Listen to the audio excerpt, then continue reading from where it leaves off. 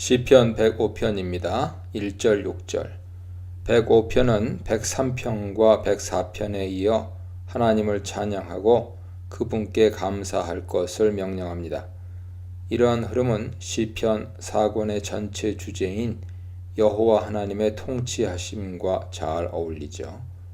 온 피조 세계를 다스리시는 여호와 하나님에 대하여 103편은 그를 경외하는 자들을 용서하시는 분으로 설명했고 104편은 창조주요 섭리주로 묘사했습니다. 바로 이 여호와 하나님에 대해서 105편은 또 하나의 설명을 제공하는데 그 주제는 바로 언약이죠.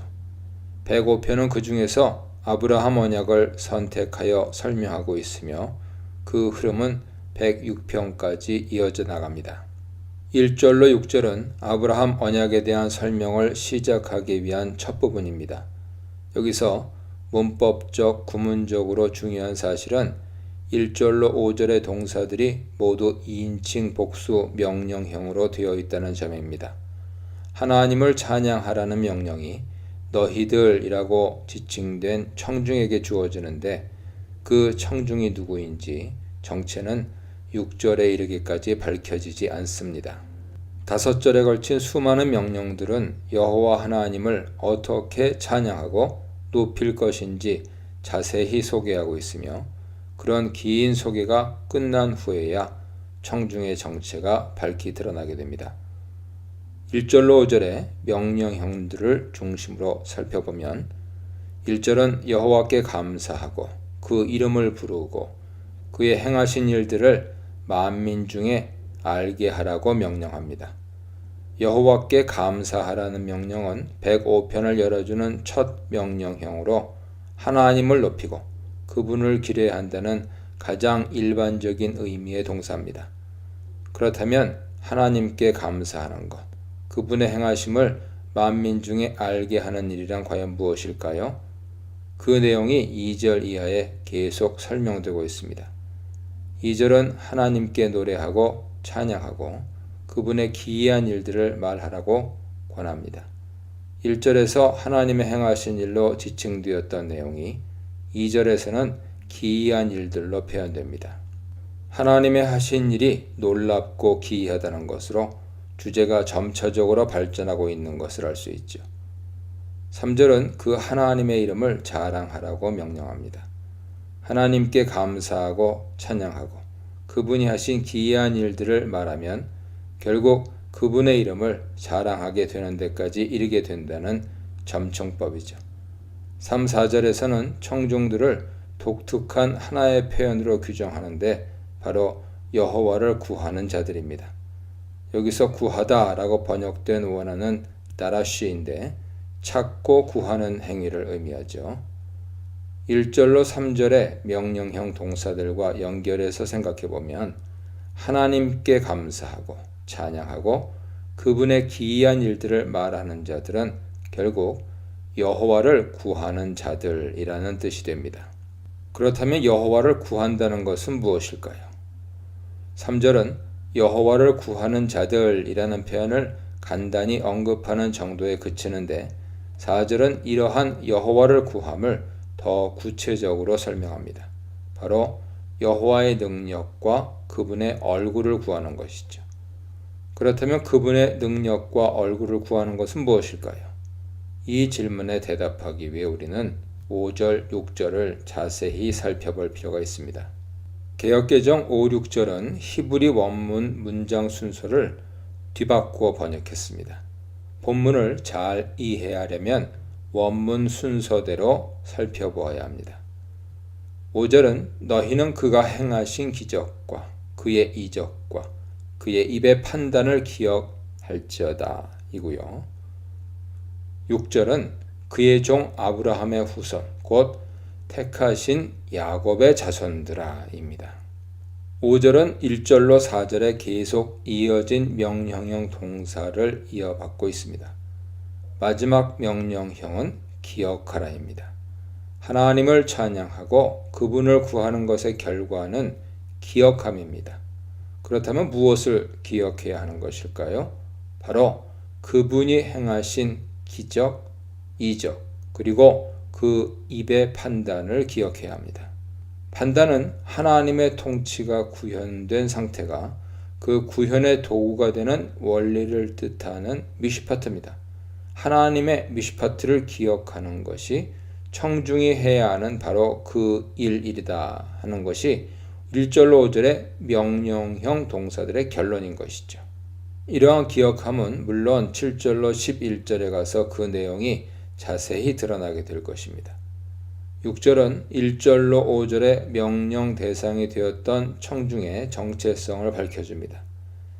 2인칭 복수인 너희들로 불렸던 그들은 바로 여호와의 종, 아브라함의 후손, 택하신 야곱의 자손입니다. 곧 이스라엘 자손을 가리키는 말이죠. 그런데 그 이스라엘 자손들을 6절은 굳이 아브라함의 후손이라고 표현하고 있습니다. 야곱의 자손이라는 말로 충분한데도 굳이 아브라함의 후손이라는 말을 함께 덧붙입니다. 이는 7절 이후에 등장하게 되는 아브라함 언약을 언급하기 위한 장치라고 보아야죠. 다시 말해 105편의 청중이 기억해야 하는 것은 아브라함의 후손들에게 하나님께서 행하신 미시파트인 것입니다. 7절로 11절입니다. 7절부터는 아브라함과 그 후손들에게 여호와께서 어떻게 행하셨는지를 자세히 설명해 나갑니다. 먼저 7절은 여호와 우리 하나님이시다 라는 표현을 통해 언약 공식을 제시하죠. 출애굽기 6장 7절에서 하나님은 이스라엘 백성들에게 너희를 내 백성으로 삼고 나는 너희의 하나님이 되리니 라고 말씀하시면서 자신을 언약의 하나님 여호와로 계시하셨는데 이 표현을 7절은 그분은 우리의 하나님이시다 라고 변화시켜 사용한 것입니다. 특히 7절은 미시파트라는 단어를 5절에 이어 한 번 더 사용합니다. 하나님의 통치가 온 땅에 있다고 선언하는 것이죠. 그렇다면 이러한 하나님의 통치의 공의는 어떻게 이루어졌다는 것일까요? 그 구체적인 내용이 8절부터 나타납니다. 8절은 언약이라는 단어를 사용하죠. 그리고 그 언약의 말씀을 하나님께서 기억하셨다고 선언합니다. 기억하다라는 단어는 이미 살펴본 것처럼 1절로 5절의 명령형 시리즈를 완결시키는 마지막 명령형이라 위에서 말씀드린 바 있습니다. 즉 언약의 자손들이 하나님의 미시파트를 기억해야 하는 이유는 바로 그 여호와 하나님께서 이스라엘에게 베푸신 언약을 기억하고 계시기 때문입니다. 하나님이 기억하시기에 백성들도 기억해야 하는 것이죠. 그렇다면 하나님이 기억하시는 언약은 무엇입니까? 9절 10절은 이 언약이 아브라함에게 주어져서 그의 후손들에게 이어졌음을 설명합니다. 9절에서는 아브라함과 이삭을 언급하고 10절은 야곱, 이스라엘을 언급합니다. 이것은 단순히 족보 리스트 정도의 의미를 넘어서서 아브라함에게 주신 언약이 이삭에게 이어지고 그 후 야곱에게 이어져서 그 12 아들들에게 전달되고 결국 이스라엘 민족 12지파에게 연결되었음을 차근차근 설명하고 있는 것입니다. 10절은 이 언약이 영원하다 하는 사실까지 강조하고 있습니다. 그렇다면 이러한 언약의 구체적인 내용은 무엇일까요? 그 내용이 11절에 소개되고 있습니다. 창세기 12장 1절로 3절에 아브라함 언약 본문을 읽어보면 가장 중요한 언약의 두 내용은 바로 후손이 큰 민족을 이루는 것과 그 후손이 하나님이 주신 땅을 얻게 되는 것임을 알 수 있습니다. 11절은 이러한 언약 내용 중에서 땅을 주신다는 약속을 언급합니다. 하나님께서 이스라엘 자손들에게 가나안 땅을 주셔서 할당된 소유가 되게 해주신다고 약속해 주신 것이죠. 여기서 소유라고 번역된 원어는 나할라인데 구약 성경에서 이 단어는 대개 기업, inheritance로 번역됩니다. 나할라, 곧 기업이란 하나님께서 그의 통치 가운데 들어온 자들에게 그 나라의 일원으로 살아갈 수 있도록 나누어 주시는 삶의 터전을 뜻하죠. 열방 중에 이스라엘을 언약 백성으로 불러내셨기에 온 땅 중에서 그들에게 언약의 땅의 분깃을 나눠주시고 그 땅을 여호와 하나님의 안식이 충만한 땅으로 만들어 나가서 결국 열방이 하나님께 돌아오는 복의 통로로 사용하기 원하셨습니다. 이를 위해서 주신 땅이 곧 기업입니다. 이스라엘 12지파 각각에게도 역시 기업을 나눠주셨고 각 가족에게도 기업을 나눠주셨습니다. 기업은 하나님께서 나눠주셔서 가족, 지파, 민족이 얻은 분깃이므로 매우 중요합니다.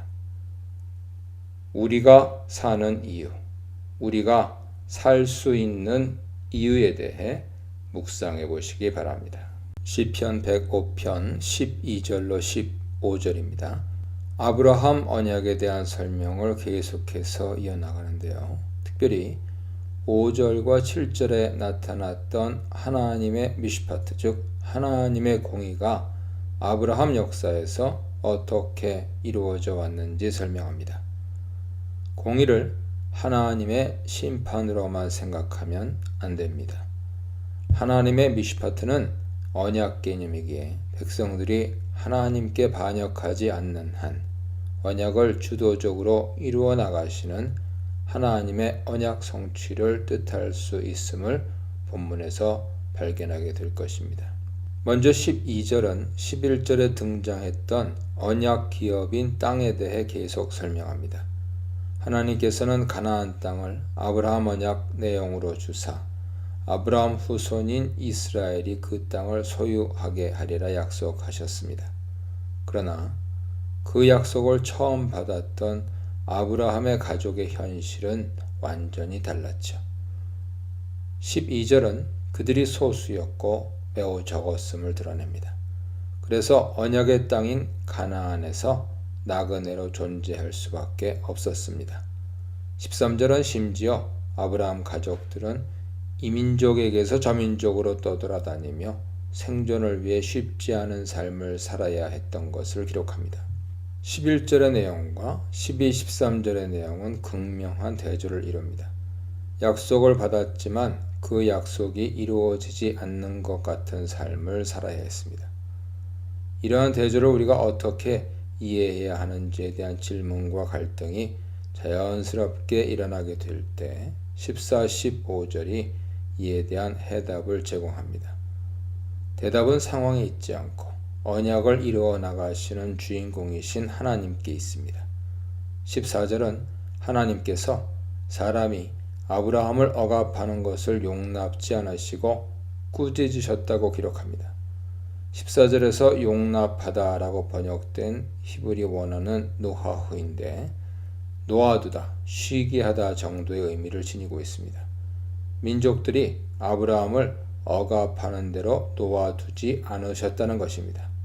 하반절은 하나님께서 열방의 왕들을 꾸짖으셨다고 기록합니다. 꾸짖다로 번역된 원어는 야카흐인데 지혜문헌에 많이 등장하여 꾸짖어 교훈하다, 가르치다 정도의 의미를 지닙니다. 14절에서 하나님은 열방 자체를 대적하여 멸망시키려 하셨다기보다 그들에게 가르침을 베풀려고 하셨다는데 핵심이 있습니다. 그 가르침의 핵심이 무엇인지는 15절에 등장하죠. 하나님은 아브라함을 가리켜 나의 기름 부은 자라고 선언하셨고 아브라함 가족을 향해 나의 선지자들이라 말씀하셨습니다. 이 구절은 구약 해석에 있어 매우 특별한 구절입니다. 왜냐하면 아브라함은 우리가 가진 일반적인 의미에서 기름 부은 자나 선지자라고 말하기 쉽지 않기 때문입니다. 구약 구속사에서 왕, 제사장, 선지자라는 기름 부어 직분을 세우는 세 개의 직책은 모세 이후, 즉 이스라엘이 민족 국가를 형성하게 된 후 그 공동체 조직을 하나님의 통치 개념으로 운영해 나가기 위해 세워진 제도들입니다. 그러므로 본문 15절에 나오는 기름 부은 자, 선지자라는 표현은 모세 이후의 제도적 개념으로 이해해서는 안 되며 더 포괄적인 의미로 해석해야 합니다. 그럼에도 불구하고 이 단어들은 105, 106편에서 후대의 기름 부은 자와 선지자들을 향한 중요한 메시지를 형성하고 있습니다. 첫째, 아브라함이 기름 부은 자였다는 선언은 하나님께서 아브라함을 열방으로부터 구별하여 불러내셔서 하나님께서 사용하시는 직분을 주셨다는 뜻입니다. 즉, 언약 대상자가 되어 열방을 향한 복의 통로로 구별되었다는 의미죠. 이렇게 하나님께로부터 귀중한 직분을 얻어 열방을 위한 도구가 되었으므로 열방이 그를 해하려고 하는 것을 하나님께서 그냥 놓아두실 수 없었다는 것이 상반절의 의미입니다. 둘째, 아브라함 가족이 선지자들이었다 하는 것은 아브라함, 이삭, 야곱이 선지자였다는 것입니다. 선지자는 하나님의 계시를 받아 인간들에게 전달하는 말씀 전달자죠. 아브라함, 이삭, 야곱은 비록 한 개인, 한 가족에 불과했지만 하나님을 만나 배웠고 그의 말씀을 들었으며 그 말씀들을 열방에 전했습니다. 족장들의 인생을 살펴보면 주위에 있던 민족들을 향해 하나님의 뜻을 전했거나 그들의 삶을 위해 하나님께서 직접 백성들에게 나타나신 것을 알 수 있습니다. 특별히 창세기 20장 7절에 보면 하나님께서 아비멜렉에게 직접 아브라함은 선지자라 선언하시면서 아브라함이 그를 위해 기도해야 재앙을 물을 수 있는 것을 말씀하십니다. 이렇게 아브라함 및 그 가족들을 선지자라고 말씀하신 것 역시 아브라함이 언약 당사자였기 때문인 것으로 짐작해 볼 수 있습니다. 따라서 15절은 아브라함과 그 가족이 약속의 땅을 실제로 소유하지 못했음에도 불구하고 하나님께서는 그 약속을 이루기 위해 신실하게 역사하고 계셨음을 증거하는 내용이라고 할 수 있습니다. 16절로 23절입니다. 16절 이하는 요셉 이야기로 옮겨갑니다. 16절은 하나님께서 가나안 땅에 기근을 내리신 것을 말하죠. 약속의 땅에 복을 주시기는커녕 오히려 기근을 불러들이셨다는 것인데 사람의 생각에는 언약을 이루지 않는 것으로 생각됩니다. 그러나 하나님은 그 가운데서도 실제로 언약을 성취하시기 위해 정확하게 일하고 계셨습니다. 17절로 22절은 요셉이 애굽의 종으로 팔려가서 총리가 되기까지의 일련의 과정을 시로 표현하고 있습니다. 17절은 하나님께서 요셉을 애굽으로 보내셨다고 기록합니다. 그런데 요셉이 애굽으로 간 것은 앞서 보내심을 받은 것이었습니다. 즉 가족들보다 앞서서 내려간 것이었다는 뜻이죠. 17절 하반절은 요셉이 종으로 팔려갔다고 기록하는데 이것은 요셉 관점에서 보면 참으로 이해할 수 없는 사건입니다. 언약의 가족인 요셉은 가나안 땅을 소유한 주인으로 살며 열방을 다스려야 할 사명을 받았는데 오히려 열방에게 압제당하는 종이 되고 말았으니 언약이 이루어지지 않는 것으로 보입니다. 18절은 그의 고난을 계속 묘사하는데 발이 착고를 차고 그의 목은 쇠사슬에 매이기까지 했습니다. 이렇게 요셉이 고난받은 것은 이유가 있었습니다.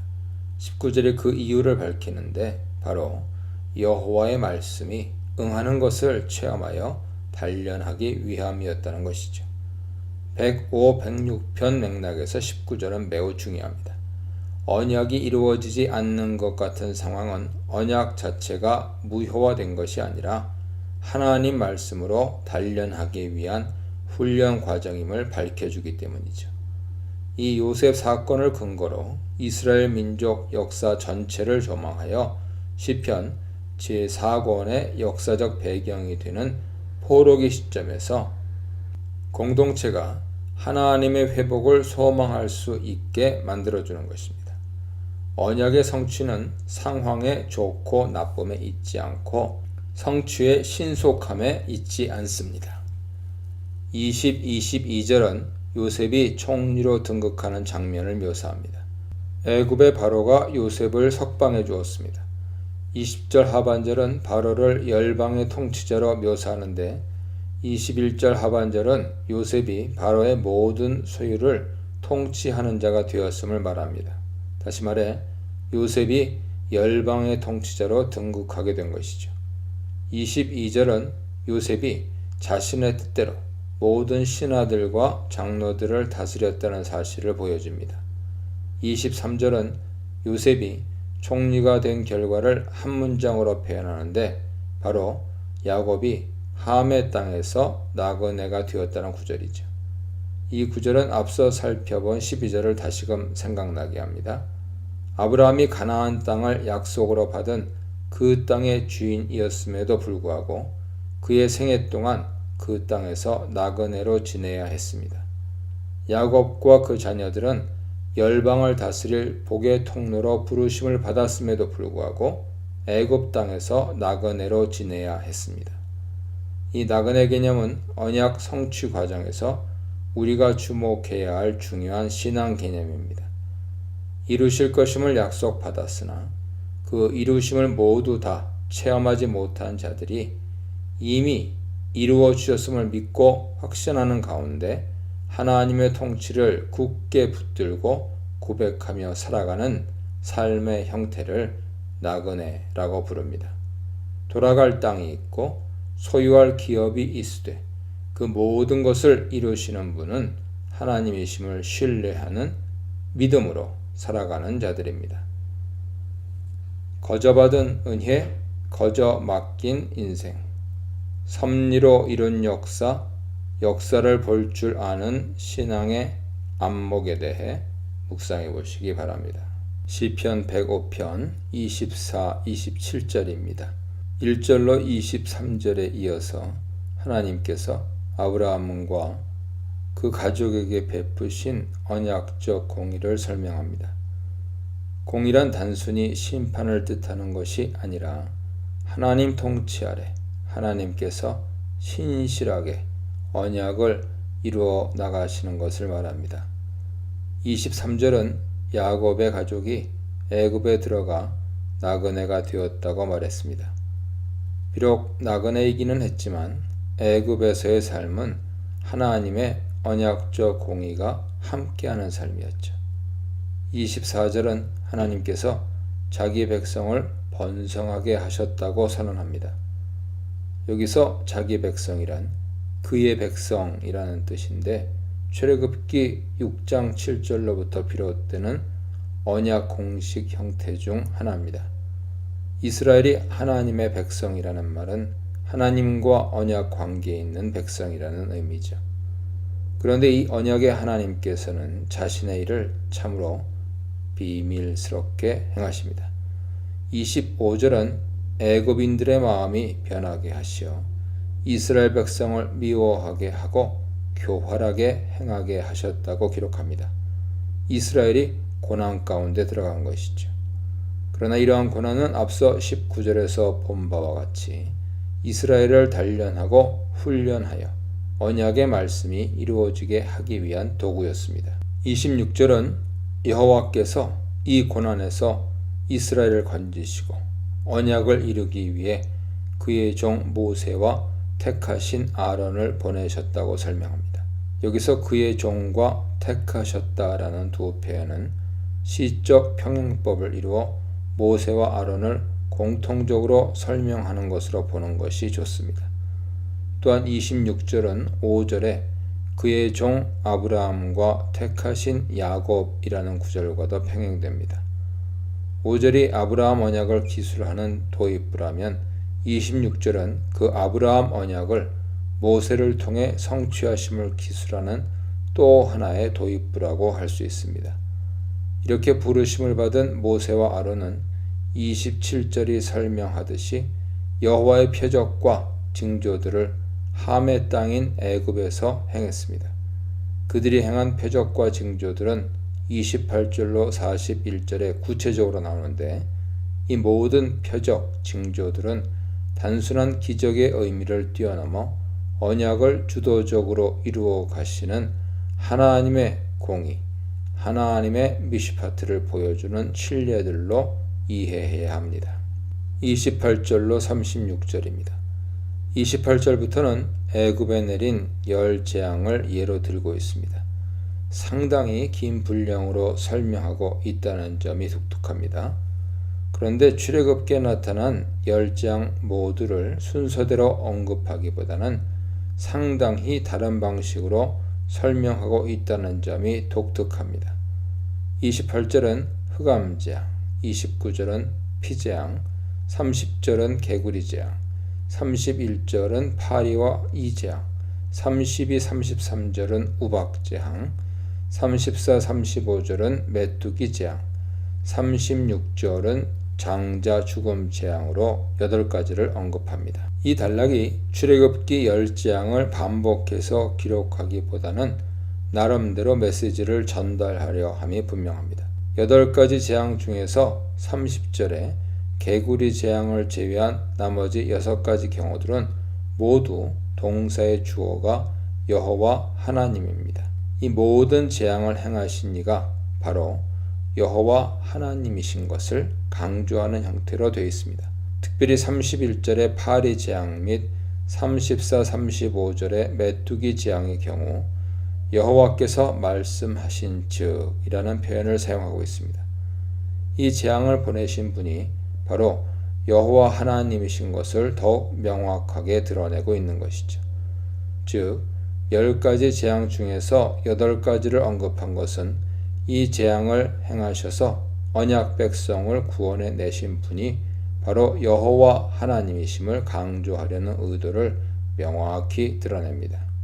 이러한 재앙들을 묘사하기 위해 사용된 어휘들을 살펴보면 창세기 1장 창조 기사와 연관되는 주제들이 상당수 등장함을 알 수 있습니다. 28절의 흑암은 첫째 날의 빛과 어두움의 주제와 연관되며 또한 넷째 날에 만드신 광명체를 하나님께서 직접 그 뜻대로 주관하신다는 증거가 됩니다.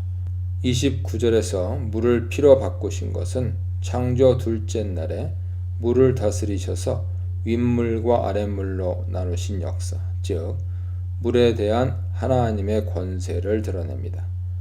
30, 31절의 개구리와 파리, 이 재앙은 5일 및 6일에 창조하신 물, 공중, 땅에 사는 짐승들에 대한 하나님의 통치권을 말하고 있으며 32절에 우박을 내려 나무를 치셨다는 것은 제3일에 만드신 나무들에 대한 통치권이 하나님께 있음을 보여주고 있습니다.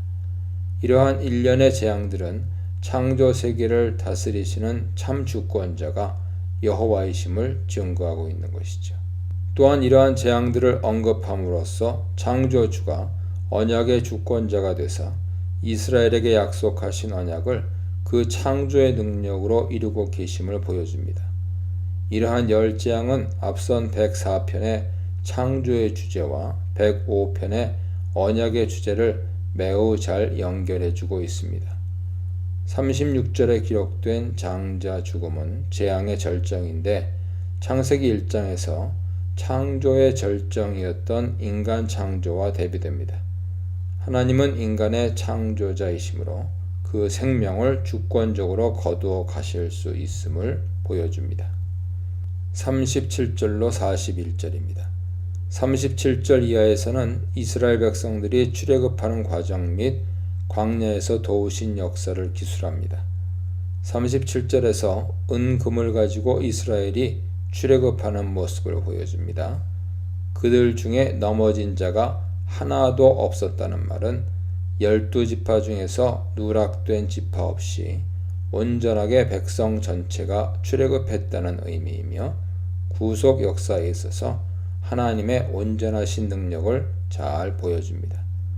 38절은 애굽이 이스라엘의 출발을 오히려 기뻐했음을 말하는데 이는 하나님께서 애굽의 두려움을 내리셨기 때문이며 역시 하나님의 주권적 구원 역사를 기술하는 장면으로 이해할 수 있습니다.